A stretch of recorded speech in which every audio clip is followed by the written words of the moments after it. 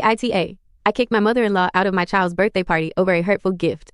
I'm 26 and married to my husband who's 29. We recently celebrated our daughter's first birthday, and I'm still wondering if I handled the situation correctly. Due to medical reasons, we couldn't conceive naturally, so we had our daughter through a surrogate, our close friend Sarah. Sarah has been in our lives for years, and is now our daughter's godmother. She's in a committed relationship, and has always been clear about her role as a loving aunt figure, not a co-parent. My mother-in-law has always been polite to me, but since learning about my medical condition, she's acted strangely. She asks invasive personal questions and makes uncomfortable comments about my husband's needs. When we announced we'd be using a surrogate, her reaction focused entirely on Sarah, constantly praising her and making comments like, a child should always have some biological connection, and asking if I'd feel left out. At our gender reveal party, she gave a toast about motherhood but directed it all towards Sarah, calling me the supportive partner who helped make it possible. She insisted Sarah be present when we cut the cake. Sarah was visibly uncomfortable. She's made it clear she's honored to have helped us but doesn't want to be treated as anything more than a godmother. Since our daughter was born, my mother-in-law consistently pushes me aside. She tags Sarah and my husband in social media posts about the baby but excludes me. She takes photos of them with the baby and captions them like they're a family unit, with only occasional pictures including me. She tells Sarah how natural she looks with the baby,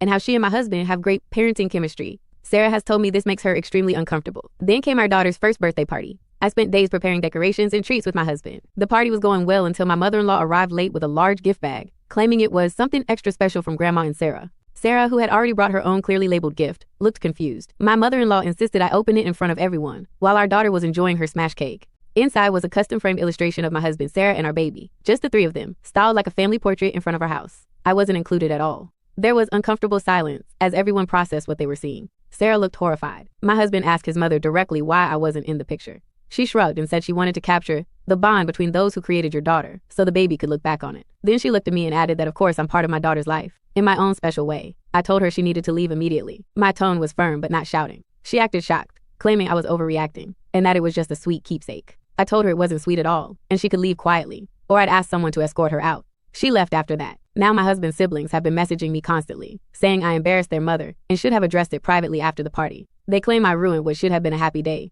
over a misunderstanding.